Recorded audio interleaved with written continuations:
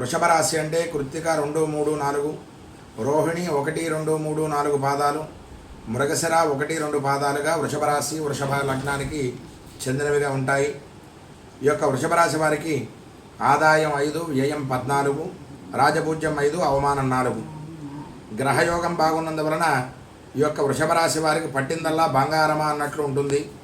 విలువైన వస్తువులు కొంటారు, సంతానం వృద్ధిలోకి వస్తారు, ఆప్త బంధువులు దూరమయ్యేందుకు అవకాశం ఉంది.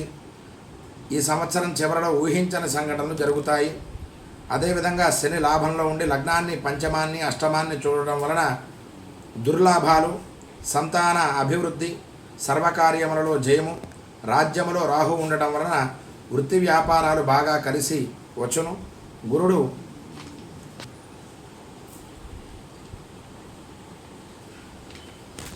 తృతీయంలో ఉండుట వలన సోదర సోదరీలతో స్వల్ప వివాదాలు, తల్లి తండ్రి ఆరోగ్యం పట్ల జాగ్రత్త వహించవలను. బంగారపు ఆభరణాలు చోరీకి గురి కాకుండా జాగ్రత్త వహించవలను.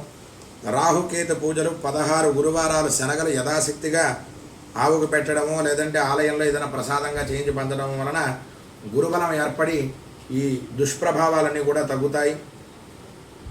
అలాగే తల్లిదండ్రుల, సోదర సోదరీల సమస్యలు అంతగా ఈ లగ్నం వారికి ఇబ్బంది పెట్టవు.